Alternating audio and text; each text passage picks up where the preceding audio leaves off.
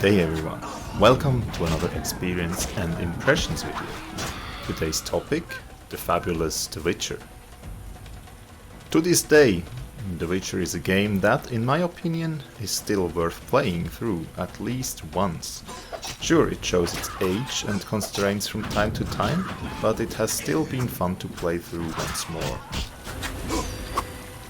Let's put The Witcher into context. The Witcher has been released in 2007, developed by CD Projekt and published by Atari. Interestingly, this was the first game CD Projekt worked on. The RPG is based on the novels of the Polish author Andrzej... don't know how to pronounce that, but let's call him Mr. Sapkowski. CD Projekt got the rights to produce games in the Witcher universe for a very small amount of money from the author. This led to a bit of a drama in recent times, if you haven't followed it. Long story short, Sapkowski didn't think games would make a lot of money and wanted a fixed amount instead of royalties. And the amount was very small, and he was wrong. The game made tons of money, especially the follow-ups. So he felt bad, tried to squeeze a bit more money out of CD Projekt although he probably already made tons of money from book sales due to the international success of the video games. Anyways, back to topic. Some sexual imagery had to be censored for the US market, since that stuff is way more problematic than excessive violence. And this has apparently later been uncensored with a director's cut version. Now for the gameplay loops in the game. The Witcher is an RPG with great world building. This means there's a lot of talking to do and some fighting in between. This is by no means a bad thing, since the story and world is compelling. The fighting overall felt bland though. It essentially requires the player to click the mouse every few seconds.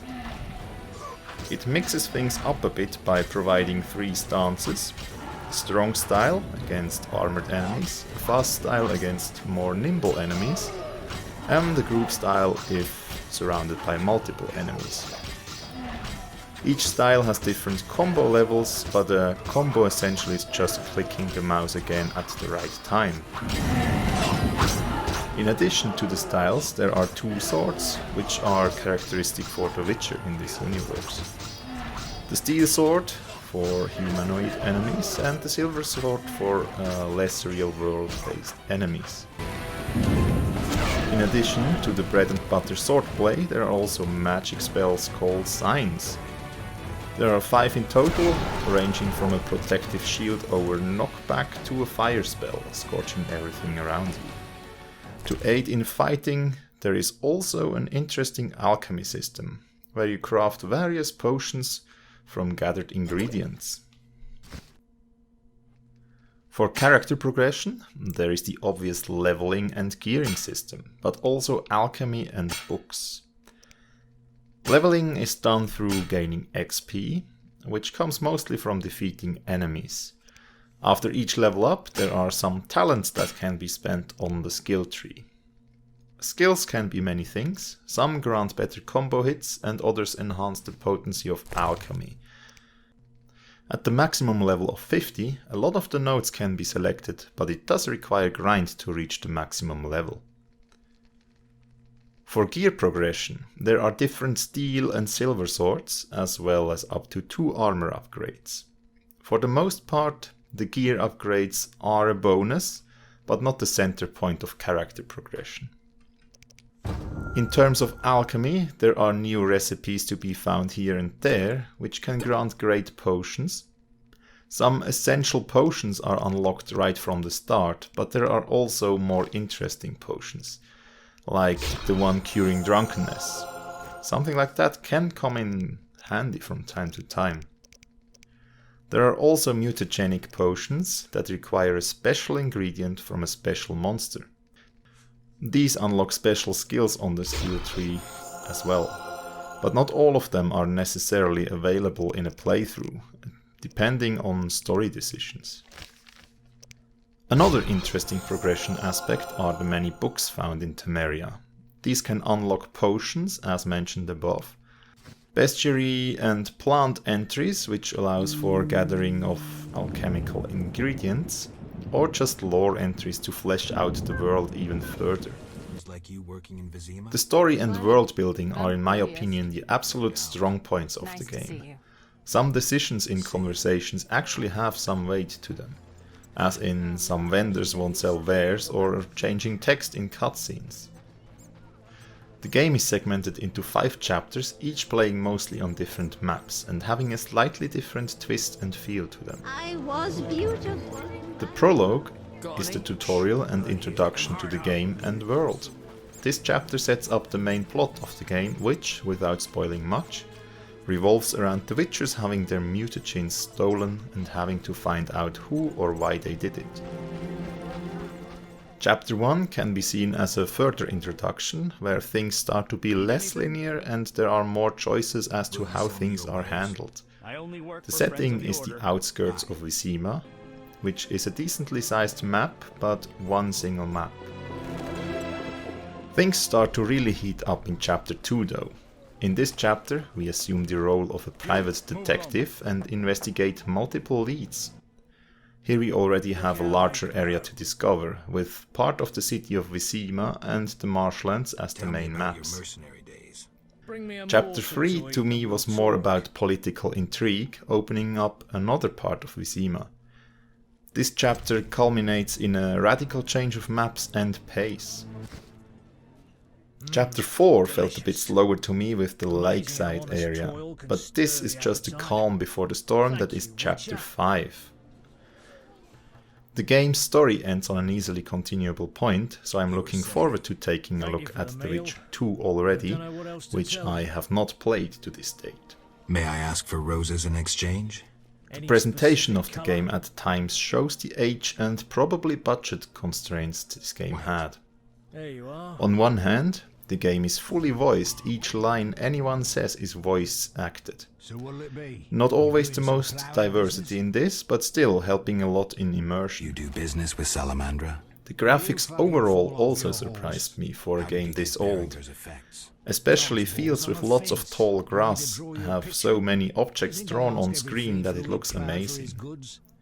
On top of this, there is the music that I really like. And then there are also the animations of Geralt's swordplay, which also stand out as pretty good. And as far as I know, they have been motion captured, and that was more or less a novelty at that time. On the other hand, there are the animations of other characters that sometimes don't feel great. Speaking of other characters, random NPC models and housing or environment models are very repetitive. Lots of characters look exactly alike, and only the important plot characters have their own models, which are also a bit bland at times. The whole game has a very mature presentation, including blood, violence, swearing, gambling, sex, drugs. Innocent until proven guilty, I guess. Although it contains all these things, I never felt like those things were just shoehorned in to get some attention, and it felt like those things were more of a natural part of the world, as it is in the real world as well. In terms of performance, there have been a few crashes in my time playing The Witcher, but this hasn't been too big of an issue since the game autosaves very frequently. Basically, on each loading screen, if there has been some progress made, there is an autosave. Now for the things of note that didn't quite fit into the other sections. At first I thought, man, this game could really use some form of quick travel. And the funny thing is, eventually you do unlock quick travel. The implementation is to travel from certain locations to other fixed locations, and I would have wished for a bit more, but it's great that the developers thought of this as well. There are nice little side quests and side activities with dice poker and fist fighting. Both are very simple and limited in scope, but it's a nice distraction from the main stuff you do. there are also some people you can get drunk with.